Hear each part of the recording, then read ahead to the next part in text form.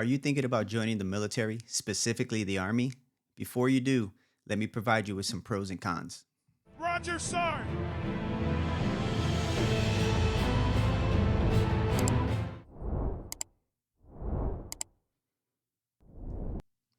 All right, so welcome back to rogersarnt, where we talk all things Army. And today we're going to be talking about pros and cons about joining the Army. So let's get right into it. First con about joining the Army is going to be being away from family. So, I'm not going to lie. Some of you guys may want to be away from family, but the vast majority of individuals, I think they like being around loved ones, being able to share their life and all their accomplishments around their loved ones. So, talking to those guys.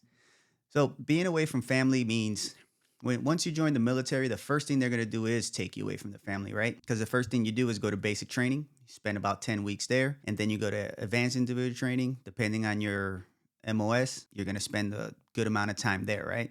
So, off the bat, you're going to go in hot, and the Army's going to teach you off the bat, hey, this is how it is. Then you go to your new duty station. Hopefully, your new duty station is somewhere close. Like some people, like myself, I got stationed in Germany, my first duty station. So I was immediately away from my family. Not just being away from the family by duty station, not being just away from the family by joining the military, but you also away from the family with deployments, rotations, field exercises, going to the National Training Center. So there are other ways that the Army takes you away from the family. Many of us don't really mind doing deployments because we know we're going to get back. But in order to accommodate for the time that we're away from our families while deployed, while in the field, while overseas or something like that, stationed overseas, is you can always WhatsApp, you can always Skype, you can always, I mean, if you're into writing letters, you can write letters, text. There are many other ways that we can compensate for the time that we're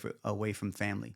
But do be aware when you join the military, that is hands down probably the biggest con of all, being away from the family. And it's going to happen regardless. At some point in your career, you're going to be away from family. And if you can't handle it, you're not going to last too long in the Army. The second con is going to be rework. When it comes to rework, it's annoying more than anything because, especially if you're a junior soldier, you're going to be told to do stuff and then someone's going to say, well, we really didn't want it that way. Or you're probably going to be at the motor pool on a Monday. You will be at a motor pool on a Monday, and you guys are going to be fixing the vehicles, and somebody's going to take a shortcut and it's not going to be the right way to do it. Then you're going to have to redo it because the mechanics are going to come out and say, well, you should have put this bolt here, you should have put this screw here, or this should have happened, and you're just going to have to redo it. So you'll probably spend about 3 hours or something on that vehicle just to be told to redo it again. And sometimes it's just something as simple as moving sandbags from point A to point B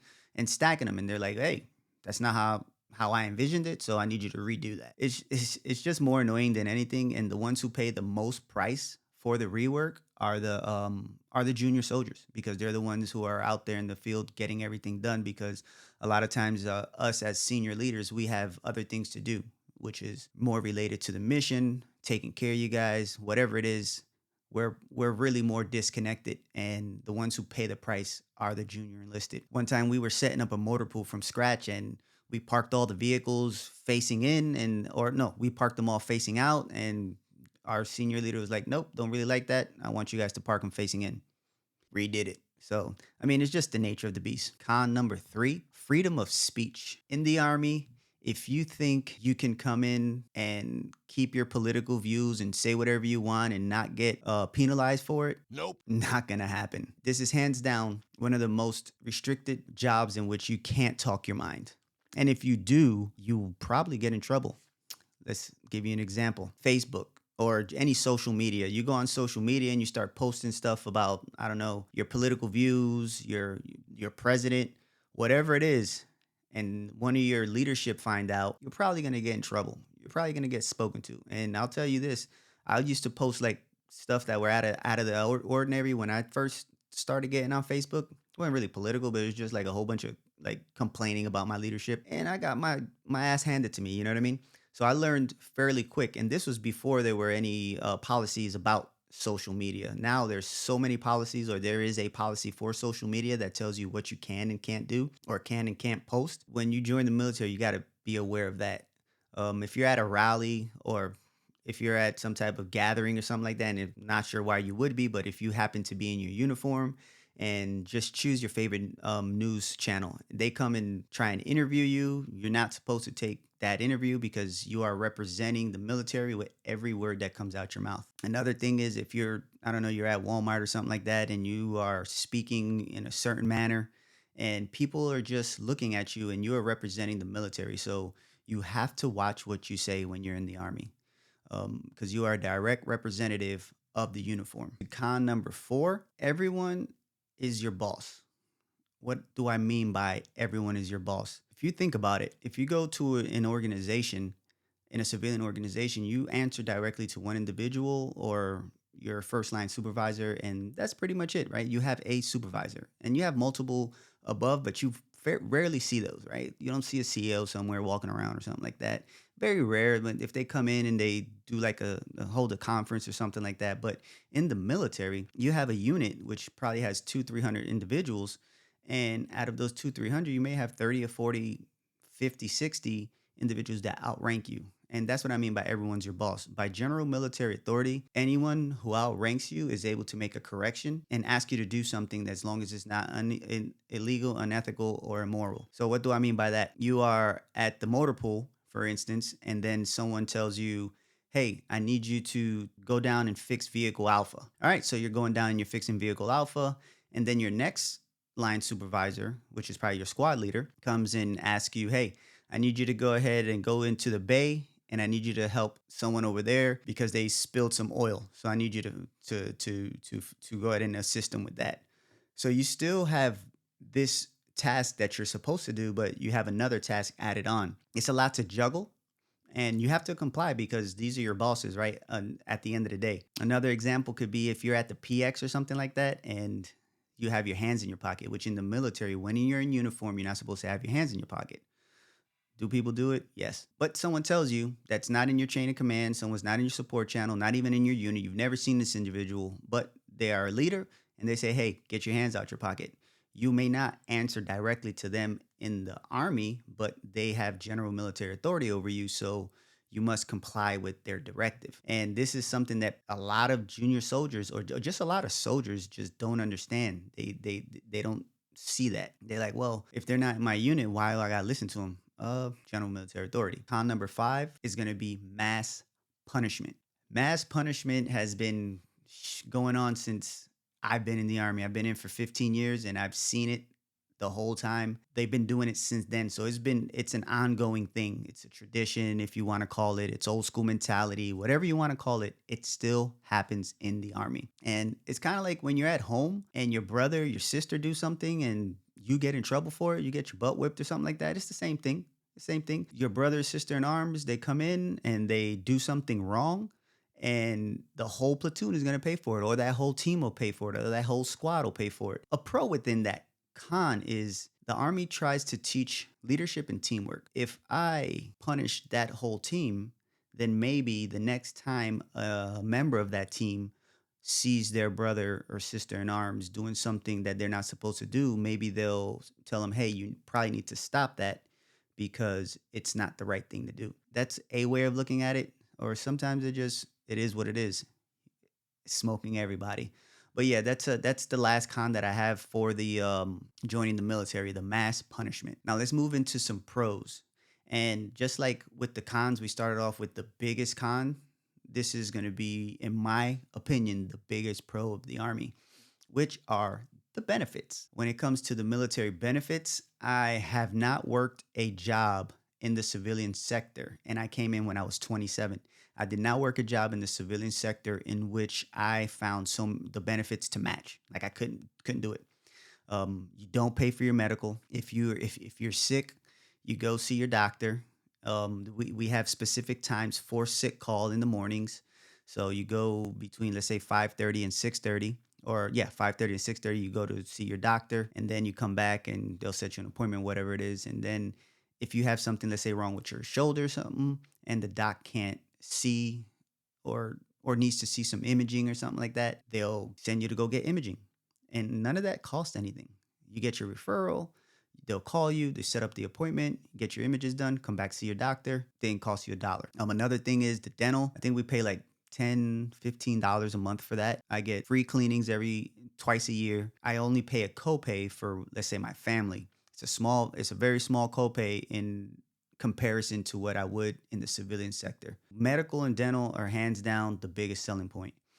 We get 30 days of leave per year. You get 2.5 per month. Military discounts in many places that you go eat. They'll give you a lot of places will give you military discounts. If you're a sneakerhead, you go to Foot Locker. I think it's 10, 20%. I can't remember, but these sneaker stores also give discounts. A lot of clothing stores give discounts. You got post 9/11 that you can either use when you get out the Army. You can transfer it to your child. You can transfer it to your spouse while you're in the Army. You got tuition assistance while you're in the Army. So it's hands down when it comes to benefits, the benefit package itself. And I'm probably forgetting a whole bunch of stuff that I just not thinking about right now.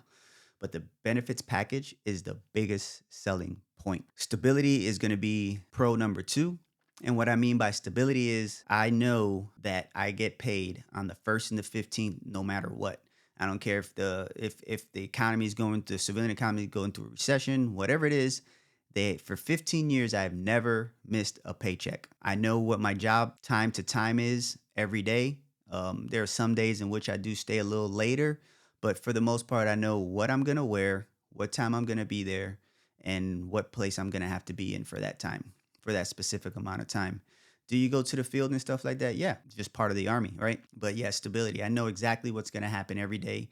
And I'm not getting fired unless I do something like egregiously wrong. Like if I get a DUI, I violate SHARP or something like that, sexual harassment policy. I'm always going to have a job until my contract runs out. All right, so moving into pro number 3 is leadership development. And that's pretty much what the Army does. As I said previously, between teamwork and leadership development is hands down the number one thing the Army wants to do. Any and every individual that comes in the military, they're going to be taught how to lead. Let's say I come in at 18 years older and it takes me 2 years to reach specialist or something, right? If you think about it, at the age of 20, I'll be in a leadership position in charge of 2 to 3 individuals. My job is not only taking care of myself and my family if I have one, but I also have to worry about troops and their families. So this is something that the Army is going to teach you. And of course, within those 2 years, you start learning how to balance everything. For when you do come into that leadership position, you know how to approach it. They give you the tools that you need. And then you're going to move into staff sergeant, then you'll be in charge of 8 to 12. And then you move into platoon sergeant, you'll be in charge of 30 to 40. From the get-go, the Army is pushing you and instilling leadership qualities. It also plays good when you get out the Army, right? A lot of times the transition from military to civilian is so simple and it's a lot easier than a lot of people think because we have these leadership qualities, these leadership abilities and management skills. Pro number 4, traveling. And traveling is huge. The military provides you with those opportunities. Let's say I come into the Army, I get recruited from Virginia, which I did get recruited from Virginia. I came in, I went to Oklahoma first for basic training. Then I went to San Antonio for AIT. Then I went to Germany for my first duty station, stood there until my second duty station, went to Alaska, my third duty station, then went back to Germany. Now I'm at Fort Hood. So I've been all around the world, and this has been all on the Army's dime professionally. All my extracurricular activities, like when I went to different countries and different cities, that's on my dime, obviously. But the Army itself puts you in the position to have those options. Another thing about the traveling that I think is the biggest benefit that people probably don't understand is you get to experience different cultures. And in my opinion, when you experience different cultures, your mind opens up a lot more because you see other spectrums, right? Other ways people think. Let's be honest. If you ask any individual that's in the military, when they go back home and they talk to their friends and stuff like that, like a lot of the things that they had in common, they no longer have them in common. But a lot of times you're probably going to see a lot of things that you used to believe, they're going to change a little bit. And that's one of the benefits of traveling. Last pro is going to be Army schools. So the Army has so many different schools. Let's say, for instance, if you wanted to go right now and jump out of an airplane, you're going to pay for that. I don't know how many $100, two, maybe $300. I don't know, depending on where you're at. But you're going to pay for that. The Army has a school called Airborne School, and you can jump out of airplanes anytime you want to. I mean, they have schedules. But yes, you go to that school. It's about a couple weeks. You pass it. You're going to get 5 jumps off the bat. And then when you get to your new duty station and you're in airborne status, then you're going to jump a lot. So you have airborne, you have air assault, you have ranger, sapper, you have behavioral health. I'm sorry, basic health administrative course. You have security plus for all my IT individuals. I mean, there's so many schools in which the Army provides you or has available to you that it just gives you a different experience, and it even sets you up for when you exit the military that you can be more of an asset to the civilian sector. Another thing that the Army does in order to set you up for success when you get out of the Army, especially if you do all 20 years, 20 plus years, they have basic leaders course, advanced leaders course, senior leaders course, and then master leaders course. If you go through all of those schools, you should have the equivalent to at least a bachelor's degree and a little bit some more. And this is something that came about probably like within the past 10 years. I can't give you an exact time, but when the Army, they did everything they had to do in order to go through the credentialing process to set us up. So if you are looking to join the military, these are just 5 pros, 5 cons. I'll do another video with some more pros and cons. I'd like to thank all you guys for watching. If you have any questions, just go ahead and email me at rogersarnt@gmail.com. Go ahead and like, subscribe, comment on the video. And remember, you don't have to embrace the suck if you got the right tools in your ruck. I'm out. Roger, Sarn!